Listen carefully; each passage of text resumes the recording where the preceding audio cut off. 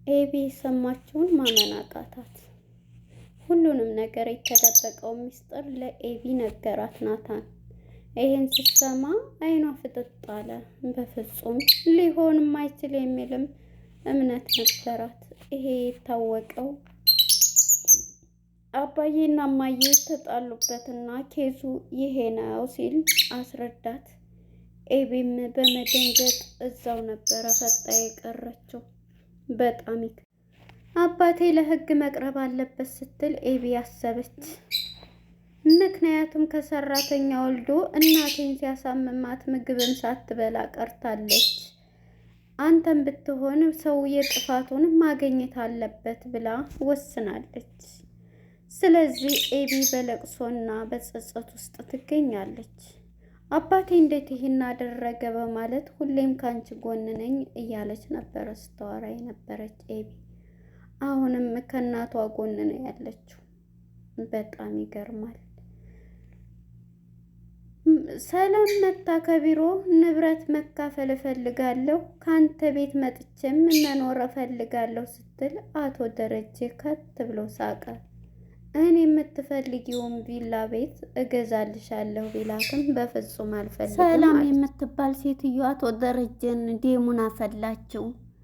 በጭራሽ አንዱን ቤት ካልሰጠኸኝ ጭራሽ ቤት መጥቼ ነው እንዲያውም የምቀመጠው። ማርታ የምትወደውን ቤት ለእኔ ነው የሚገባው፣ ስለዚህ ያንን የድሮ ቤት መስጠት አለብህ ስትለው ቢዝነስ እፈልጋለሁ በማለት አቶ ደረጀ አንጀቱ እያረረ መሳቅን መረጠ። በጣም ይገርማል። አቶ ደረጀ ልሞት ነው ባለቤቴን ከሰራተኛዋ ልጄ እንደዛ አደረኳት እያለ እየተጨነቀ፣ ነገር ግን ሰላም የምትባለው እሱ እንዴተኛ የደፈረችው ሴትዮ አሁን ላይ ደግሞ እኔ ያልኩ ካልሆነ አለችው። በጣም ይገርማል። እንዴ አልበዛም እንዴ? ሰላም በዚህ በጭንቀት ሰዓት እሷ ስለሌላ ስለ ቢዝነስ ታስባለች። ቤት ልግዛልሽ ራሱ ኮንዶሚኒየም ቢላትም በፍጹም ከሰራው ቤት ነው የምፈልገው ከድሮ ቤት ነው ስትለው ነይና ከማርታ ጎን ቆሚ ስላት እመጣለሁ የሚል መልስ ሰጠችው። ግሩም ነው። የሚገርም ነው። ሁሉንም ነገር ስትሰማ ኤቢ በፍጹም ይሄን ነገር ላምን አልችልም አለች። ሁሉንም ነገር ናታን ነገራት። ደነገጠች። ታዲያ ትውልድ አውቃለሁኝ እያለ ይህ አይደለም የተደበቀው ሚስጥር የሰላም ልጅ የአባዬ ልጅ ነው ሲላት ፈጣ ቀረች። ኤቢ አባቷን ለማሳሰርም ወስናለች። ሰላም ጤና ይስጥልን ውድና የተከበራችሁ የቻናል ቤተሰቦች እንኳን ወደ ቻናል በሰላም መጣችሁ። ዳጣ የተሰኘው ተከታታይ ድራማ እንደቀጠለ ነው። የዛሬው ፓርት እንግዲህ ክፍል 56 እንግዲህ ዛሬ አዲስ ነገሮች ተፈጥረዋል።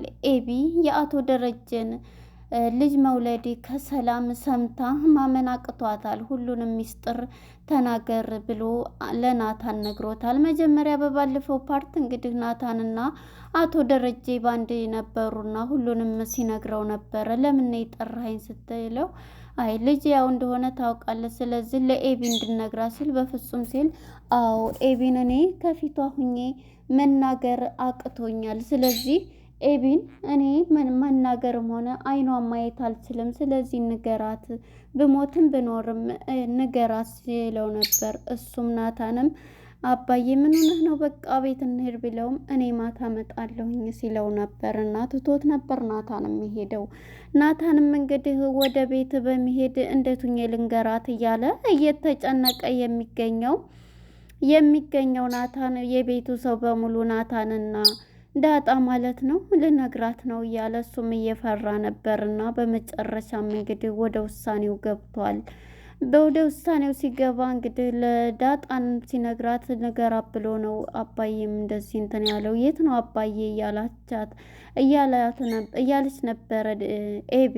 አይኔ ክላስ ነው ሁላችሁም ተኙ ብሎ ትቷት ሄዷል። ነገ ግን እምነግርሻለኝ ሲላት ነበር። እንግዲህ እሷ ደግሞ ለማግባት ዳይመን ወርቋን ቀለበት ወርቋን ልትገዛ ነበርና እሷ ይሄን ነበረ ያሰበችው ማለት ነው።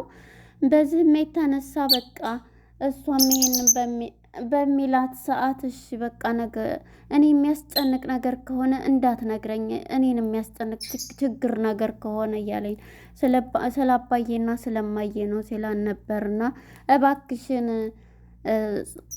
እንትናን ጓደኛዋን ማለት ነው ጻድቅን እሱን በቃ እንዲሄድ እንድታደርጊው ይላታል ማለት ነው። እንድመለስ ዛሬ አትሄጂም አባዬና እማዬ እንደዚህ ውስጥ ሆነው አንቺ ምን ሱቅ ትይዛለሽ እያላት ነበርና እንዴ ስንት ቀን መጣና ነው መቼም ይረዳኛልን ያልኩትም በማለት የኤቢ ባልም እንግዲህ ተረድቷ ከቤት ወጥቷል ማለት ነው። እሷም እንግዲህ ተኝታ ወይዘሮ ማርቲም አልቅሰሽ ምግብ አብሊያትስ ብሏታልና አቶ ደረጀ ውሃም እያለቀሰች ካላበላሁሽ በማለት እንግዲህ ወይዘሮ ማርቲም ብታለቅስም በልታለች ለኤቢ ስትል ማለት ነው። ለውሃ ስትል አባዬ እኮ አብሊያት ብሎኛለች ስትል ልጅ ውሃ አምጪልኝ ሲላት እንዴ ውሃ እኮ አምጪ አላለኝም እኔ ውሃ በጣም ነው እንትን የምትለኝ ማለት ነው። የድራማው እንትን ማለት ነው ከነሱ ውሃ እና በዚህ የተነሳ እሺ በማለት እንግዲህ ማርቲም ስታለቅስባት ልትበላ ምግቡን ችላለች ማለት ነው። እናም በዚህ የተነሳ ወደ ዳጣ ስንሄድም ዳጣም በጭንቀቷ ትገኛለች። ስለ አባቷ ስለ እናቷ እየተጨነቀ የምትገኘው ዳጣም አሁንስ በቃ እና ልንነግራት ስለው በቃ ትነገርና እንግዲህ ለኤቢ ሁሉም ነገር ይሁን እያለ ናታን በጭንቀትና በውጥረት ይገኛል።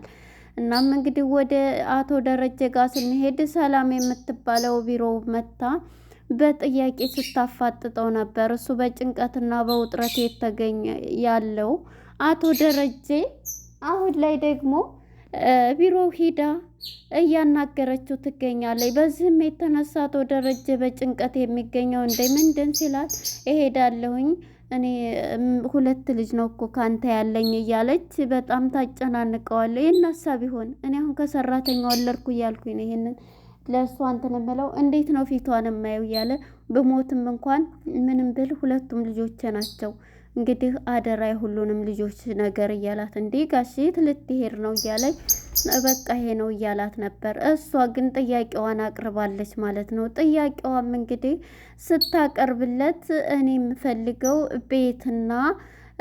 ቤት እፈልጋለሁ፣ ሁለተኛ ደግሞ ቢዝነስ እፈልጋለሁ ስትለው አቶ ደረጀ ከወንበሩ ቢሮ ሆኖ በንዴቱ ጥርሱን ፈገግ እያለ እየሳቀ ነበር። እውነቴን ነው ሲል እንዴት ነው ሲል እኔ እኮ 2 ልጅ አለኝ ስትል እኔ እሱን መቼ ካርኩኝ እያለ ነበር።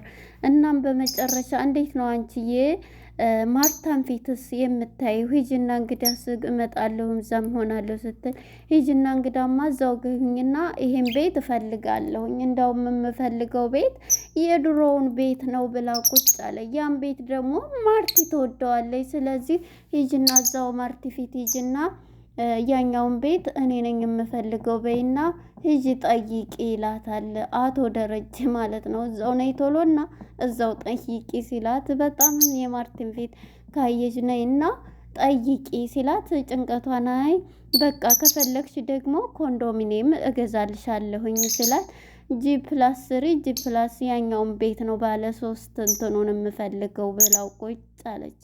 ጊዜ አቶ ደረጀ ውስጡ ቅጥል ብሏል ማለት ነው። እኛንም ተመልካቾችን አናዳናለች ማለት ነው። እውነት ለመናገር አንዳንድ ሰዎቹ ሲጨነቁ ቢያንስ እንኳን እሷ በእሳት ላይ ጋዝ መጨመር የለባትም ብዬ ነው የማምነው ማለት ነው። እና በዚህ የተነሳ እንግዲህ አቶ ደረጀም የሷን ሀሳብ አሁን በቃ ፈልጊው ብሎ እንትን ብሏታል ማለት ነው። በመጨረሻም ምንድነው ያረገችው?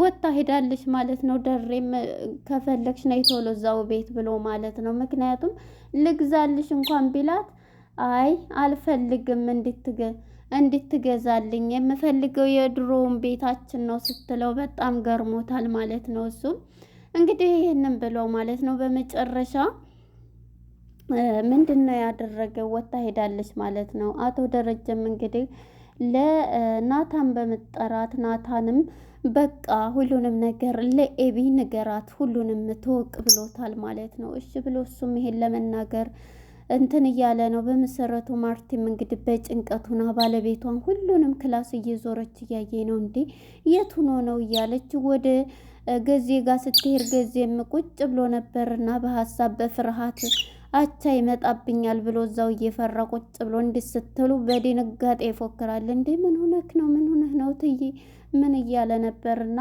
በዚህም የተነሳ እንግዲህ አቻም ይመጣል መስሎት እሱ ደንግጧልና ደረጀ እንዴት ነው ስትል አይ ደረጀ ወጥቶ ነበር ተመልሶ ከናታን በመኪናው ሂዷል። ግን የመጣ ይሁን አይምጣ አላየሁም ልብም አላልኩኝ በማለት ይነግራታል ማለት ነው። በቃ ናታን ጠይቀዋለሁ ብሎ እንግዲህ ብላው ትሄዳለች ማለት ነው። በመጨረሻ እንግዲህ ወይዘሮ ማርቲም ወደ ክላሷ ሄዳ ሁሉንም ስፈትሽ ነበር እና በጭንቀት አላገኘችውም ማለት ነው። እናም ሁለተኛ ዳጣም እንግዲህ ብይ ብላ ምግብ ይዘውላት ሂደው ተረት ተረት ብታወራት ምን ብትላት ብይ እያሉ በግድ እንትን እያሏት ነበርና በላለሁ እጄ ልታጠብ ብላ ተነስታ ትሄድላቸዋለች ማለት ነው። እንግዲህ ወደ ኤቢ ጋር ስንመጣ ኤቢ ዛሬ እንግዲህ የዳይመንድ ወርቋን ለመግዛት እየተቀጣጠሩበት ነውና እንግዲህ ባለቤቷም ሲመጣ እንግዲህ ያስፈራራት እጇን አጥብቆ የያዛት ምጥን ገና ስታየው ከጊዜ ጋር ሆና እያያት ነበርና አንቺ ግን ስታየው በጣም ምንድነው እሱ ጋራ ምንድነው ሰላም ሲለው ጋሼ ሲለው አቤት የሰው አክባርነቷ እንዲያንተ አይነቱ እያለው ነበርና አይ በባለፈው ጊዜ እጄን ስትል በይ ሂጂ ወሪፊት እንትን አይልም በይ ሂጂ ብሎ ወደ ቤት ሂጂ ማየ ብሎ ሌላ ወሬ ያወራሉ ማለት ነው። እናም በዚህ የተነሳ እንግዲህ እሱም ወደ ቤቱ ሂዷል ማለት ነው። ወደ አርጁ ጋር ስንሄድ አርጁ እንግዲህ ተመልሶ መጥቶ እየጠየቃት ነበር እሷን ከዛ ነው ድሳ እንገናኝ ቀረን አይደል አመሰግናለሁኝ ስትለው ነበር እና በዚህ የተነሳ እሱም እንግዲህ ልታገቢ ነው ግን ወደሽው ነው እያላት ነበረ። አዎ እያለችው ነው። እኔም እኮ እወድሻለሁኝ እያለ እንግዲህ በጥያቄ ቢላትም እሱም እንግዲህ እቀፊ ቢላትም አይ እንግዲህ ወቅ እያለችው ነው። እና እንግዲህ በቃ እሺ ብሎ ይሄዳል ማለት ነው። ካሁን በኋላ ቁረጥ አንተም ደግሞ ወንድ ሆን ይህ እንትን ፊልም የሚያጫውትህን እንትን አትበል ተስተካከል እና ራስህን ሆን እያለችው ነበር ማለት ነው። እሺ ብሎ እንግዲህ ሂዷል ማለት ነው። ያው እንግዲህ ያፈቀረ ሰው ልቡ ተሰብሮ ነው የሚሄደው ማለት ነው። እና ናታንም ሲመጣ እየጠየቃት ነበረ የት ሄደሽ ነው ሲላት አይ እሱ መጥቶ እንደዚህ እንትን ብሎ ነው አርጁ በማለት እንትን ትለዋለች። እና ባዳ እንግዲህ ልታገቢ ስትይ አይቆርጥም እንደ እያለ ነበረ ናታን ማለት ነው። ናታንም እንግዲህ እኔስ ወንድምሽ አይደለው ቢላት ሁለተኛ እንደዚህ እንድትለኝ አልፈቀርኩልህም ወንድሜ ልትሆንም አይቻልም ማለት እውነት ነው። አንድ ሰው ያፈቀረውን ፍቅረኛ ወደ ወንድምነት መቀየር አይቻልም። ጓደኝነትን ወደ ፍቅር ሊቀየር ይቻላል። እና በዚህ ጊዜ ኤቢሄም ብላው እሺ በቃ ለምጠይቅሽ ጥያቄ ሁሉ ዝግጁ ነኝ ሲላት ነበረ ናታን። እሷም አዎ ዝግጁ ነኝ እሺ ምንድነው ንገረኝ እያለችው እንግዲህ ምንድነው ያለችው እንደዚህ በሚላት ሰዓት በቃ ንገረኝ በምትል ጊዜ አባዬና እማዬ ሲል አባዬና እማዬ አሁን ያሉበት ሁኔታ እያላት ተዘጋጀ አእምሮሽን ደግሞ ብሩህ አድርጊ ለጥያቄው በሚላትም ጊዜ እሺ ብላ እንግዲህ ጥያቄውን ስትቀበል እሺ ብላ ነግሯታል ማለት ነው። አባዬ እንትና የሰላም ልጅ ሲላት የሰላም ልጅ የወለደችው ሲል ታዲያስ የወለደችው ልጅ ከአባዬ ነው ሲላት በፍጹም ልታምን አልቻለችም። ፈጣን የቀረችው እማዬ ይሄን ስላወቀች ነው በማለት እንግዲህ እንድትረጂ ብሎ እንግዲህ ይሄን ሰጥቷታል ማለት ነው ለኤቢ ምስል ላይ ነበረ ሁሉም አውቋል። እሷ ብቻ ነበር ያላወቀችው። እንግዲህ ይሄንን ስትሰማ ዳጣሞ የእሷ ልጅ ትሆናለች ብላ አባቷ ላይም ትጮህበታለች። ለእናቴ ካንቺ ጎን ነኝ ብላ ቃል ገብታለታለች ወይ ልታሳስረውም ትችላለች ማለት ነው። ለነበረን ቆይታ አመሰግናለሁ። በቀጣይ ፓርት እስከምንገናኝ መልካም ጊዜ